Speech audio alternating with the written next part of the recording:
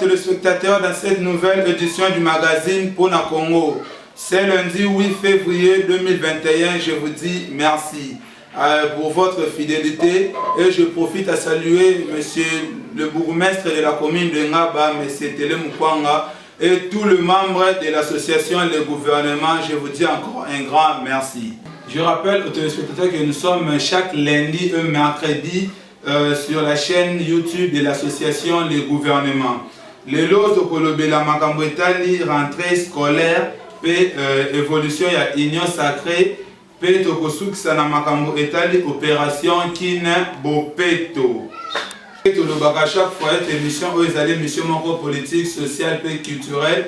Et Zolobela Makambo Etali, actualité politique il a Congo, et Zolobela Makambo Etali, vie sociale il y a peuple congolais. Et si quand ils ont simba te, et si quand ils ont zoya pote et simba, awande le lot de tozo le basikoyo, tozo le bela makambo etali rentrée scolaire, union sacrée pe kine bopeto, rentrée scolaire.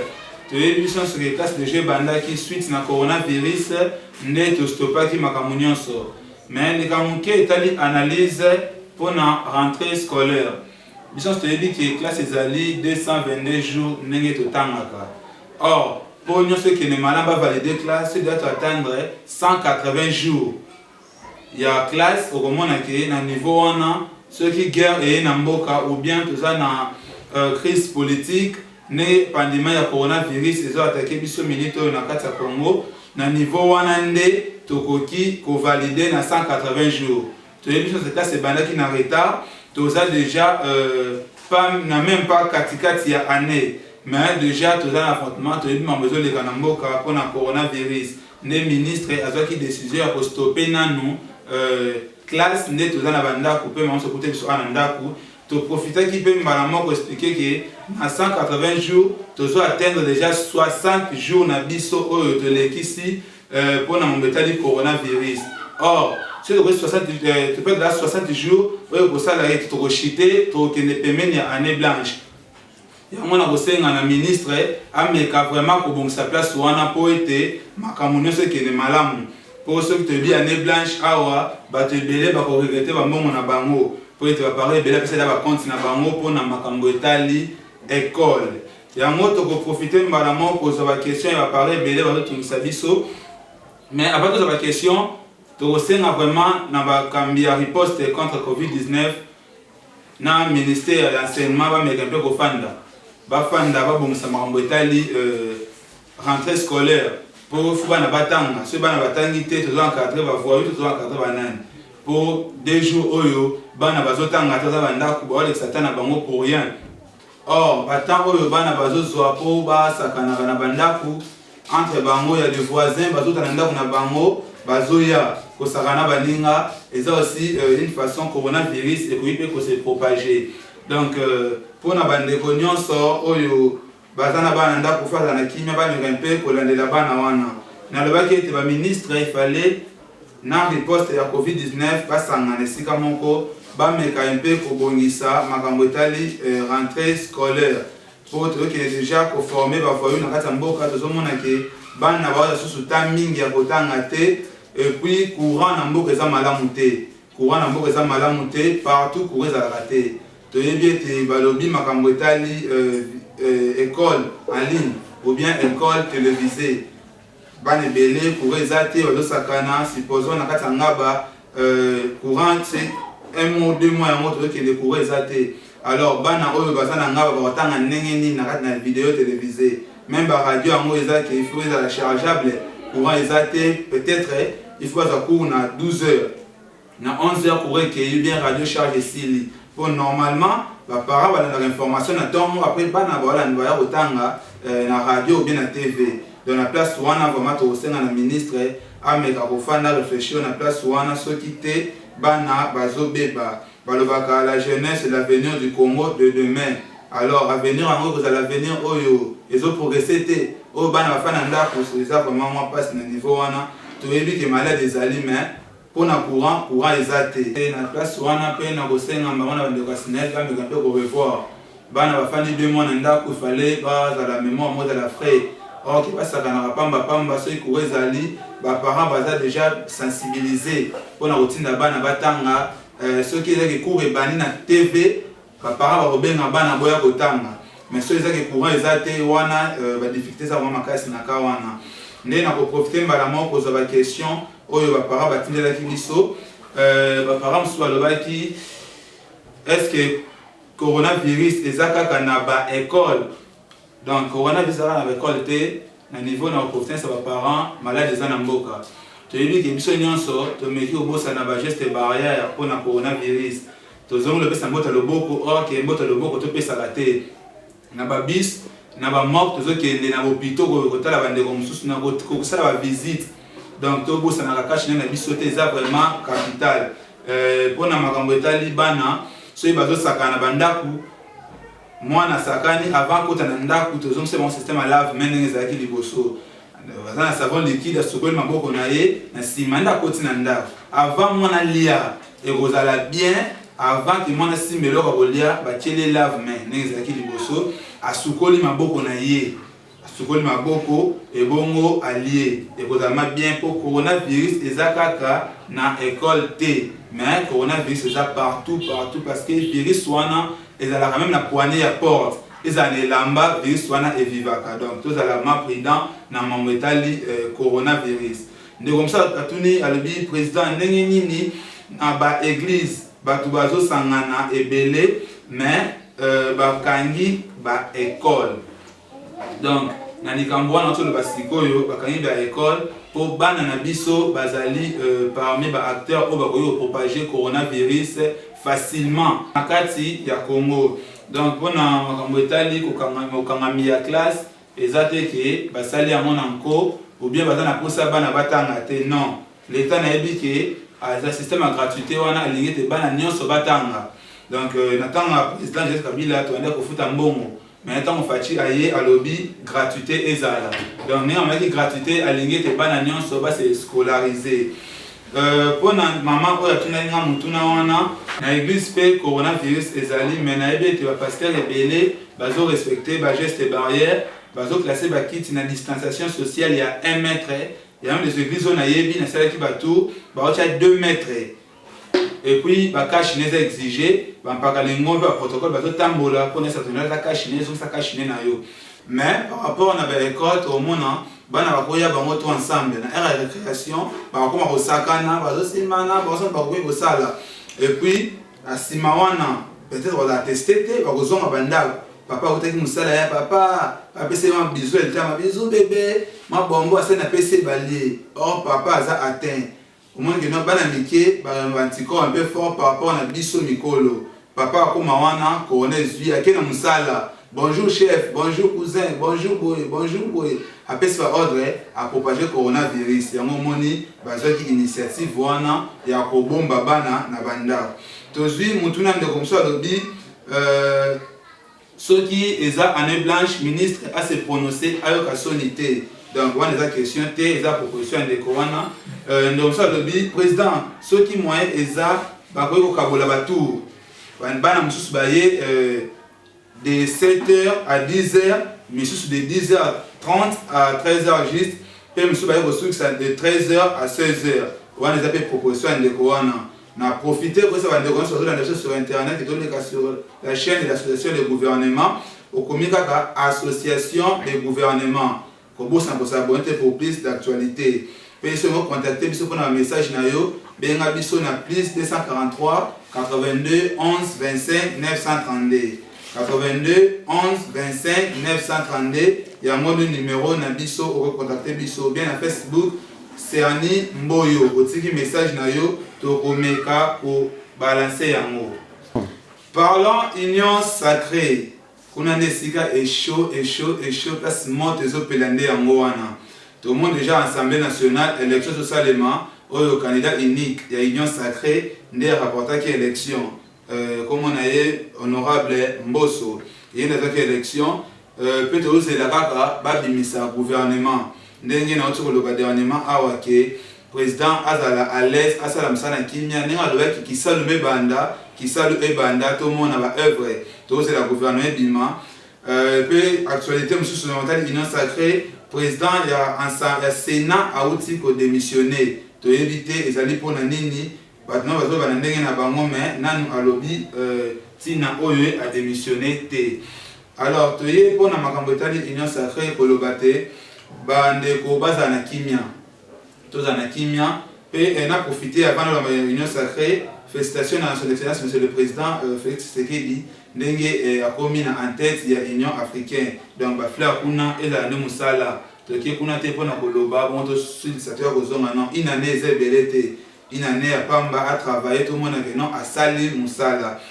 Alors Union sacrée monte ezopela toujours ba député va continuer koya na Union sacrée mais Union sacrée eza ni plateforme. Union sacrée est parti politique et justement vision ya mokonzi mboka o alobaki ete alingi mboka échanger 2 ans ça qui est le côté aza siko na posa makambo nyonso ebonga.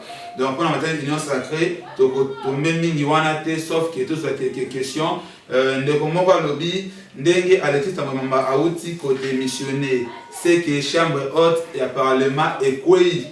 Donc chambre haute ekwei te il fallait que le spécialiste en droit ou bien juriste va expliquer biso likambo yo mais to yebete yende a démissionner pour démissionner ba votaka bureau mambala moko te votande individu oyo ko oza poste na kati ya bureau. Donc il y a qui voter à démissionner est lié bandeko batikali ba osala musala pe to yeba ndenge nini ko kotisa bien ko pona président mususu oyo akozala antenne na entente ya Sénat ndeko musu atuni nga alobi boye président de la République azoselani ni pour gouvernement ebima na otoloba awa azosala msala na kimia azolinga achela biso mutu oyo to critiquer te mais mutu oyo akosala pona intérêt ya mboka Congo tozana kimia bandeko toyebi te mboka eza ya biso nyonso bango bazali wana pona kosala musala na intérêt ya mboka bakosala musala pona ba intérêt privé na bango te tozana droit ya kolandela bango po biso le to vota bango biso le tinda bango. Donc président de la République a kolela biso mutu oyo to ayebi ke ako travailler pour l'intérêt ya mboka kokota ya gouvernement to mona dollar ekita pe changement eza na mboka courant ebonga mai ebonga to boyi to pona premier ministre oyo akoya ale abandeli biso na masolo que non moi je vais faire ceci non to lingi mutu akozala aloba moi je fais ceci. Donc, il y a la proposition, non, moi je vais faire ceci, développement Mboka, Torosala, non, tout ça, pour l'intérêt à Mboka, Batouazonio, comme l'IPA est commis à 300 francs. Donc, Maramozo Simbate na Congo, Banzelezo Beba, Wana, vraiment, Bakonzi, pour le gouvernement, eux, ça a suivi na Mboka. Alors, nous commençons à poser des questions à Souka Lobby, honorable Mboso, Oyo Azui, présidence de l'Assemblée nationale, Azana FCC, Tona Cash. Donc, Azala qui na FCC, mais à côté de la vision, il y a Union sacrée. Donc, Azala qui candidat à Union sacrée, il y a Sikawana. A Prométhée, il y a retravailler pour l'intérêt de Mboka, la vision du président de la République. Tu as dit que les députés de l'Union sacrée, la trouble pour le Parlement, pour le loyo, qui n'a changé bureau définitif de l'Assemblée nationale pour honorable Mboso Lelo a comme en tête. Yango na kokima na lombango na régie et pas ndolaso iché à cameraman na boga a balancer biso image oyo ya trouble ya député basala ki na kati ya Assemblée nationale. Bon. La tension est forte en République démocratique du Congo entre les pro-Tshisekedi et les pro-Kabila. Lundi à Kinshasa, les partisans des deux camps se sont affrontés aux abords du siège du Parlement et des proches du président ont même investi l'hémicycle pour empêcher la tenue de la plénière par la présidente de l'Assemblée nationale, Jeannine Mabunda, visée par une pétition de barrer la route, sinon d'empêcher la tenue de cette plénière cavalière qui a été convoquée par Mabunda irrégulièrement. Chaises et tables renversées, pupitres et meubles cassés. Venir aux mains, ces scènes surréalistes pourraient d'ailleurs se répéter. Les partisans du président Tshisekedi ont promis d'intervenir à chaque fois que Jeannine Mabunda viendrait se présenter au pupitre de l'Assemblée nationale.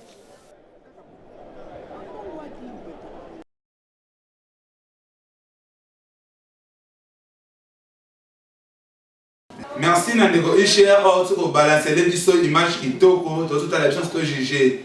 Donc, place on a un commentaire et vous allez m'inviter. Tout le monde n'a pas qu'à union sacrée pour tout qui m'a l'ombango n'a pas qu'à qui bopeto. Merci à son excellence, monsieur le gouverneur Gentini Ngobila, l'initiative de Malamu dans l'opération Kin Bopeto. Mais moi, conseil mon qui est pour la Kin Bopeto, tu réussir à mon amalobate dans Moussala. Pe Moussala, moi, ils ont la route principale, mais ils ont la paix dans la kati. Tu es mis un boulevard, mon boulevard est propre, mais au côté, na kati va venir mon bosoto, moi, ils ont la thé. Et à mon avocé, vraiment compétent. Au bataille Makambuya Kin Bopeto va s'associer à la chef de riz et vous allez bien. Pour chef de riz, d'aller à venir à sensibiliser 2 ou 3 personnes à venir pour na Bopeto. Chaque samedi, bah on va ça la musala bah comme l'avenir bah zolongo lango. Pour tu es dit ton union on appelle la ville de Kinshasa bah jeune ning bah l'angana ton na kombo komboli. Mais problème est là et c'est cause à Kombo la tiki na balaba la personne qui ne voit pas mais or, ceux qui sont chefs de riz, ils sont motivés, ceux qui sont Komboli, tu relèves, pousse, tu rejoins, tu évacuer et qui saleté le mot, on est kin, tu reçois kin bopeto. Mais ceux qui sont Komboli, saleté, tu évacuer, dans niveau on a vraiment tu reçois. Donc son excellence, tu as vraiment ma chef de riz, on est dans un monopole, il y a moyen nini, qui quoi seigneur ville à Kinshasa. Donc avec Bango, stratégie ça que non. Bazi, bah sensibiliser 3 4 jeunes y a venir, bazo combo la peut évacuer chaque samedi pour et la journée Salomo. Au moment on a biso nyonso et dans la ngai président, biso na équipe mobimba, to wel ça va mingi kaka balabala non. Cette fois-ci, total la peine à katika ça va balabala biso, total la route principal route té. Après ça c'est bien to combo to bongisa. Mais bo peut to Kinshasa kaka na ba boulevard té, na route université té, to ba route moye bana té. Toko ta peine à 4 va venir na biso. Et dans la race, ma femme, ce qu'ils appellent salité, la balabala, chaque fois, balabala et bota la salité té. Balabala la salité té. Biso de nos sommets, on a na boutique, on a le pan au saléli, aux yeux, au bois qui na balabala. Donc, propriété à Diboso, et bananakati à ma femme, on a biso, pour toyer, baké, ceux qui te suivent, salité, le pan, au bois qui en place, il y a bien, tu évacuer en haut, na balabala, beaucoup maté. Donc, ceux qui ont le pan, on a des sachets, et là, on a un sachet. Si na le pont na saini na bois qui na dit que chaque samedi ou bien vendredi na longola na ke na bois qui au moins niveau tout ça la même fort que Kinshasa et à la Bopeto. Qui na lomba on a régi et pas un de konabiso Isher cameraman ya boga a balancer les biso image ya monsieur le bourgmestre ya commune ngaba banda salongo bongo tokozonga.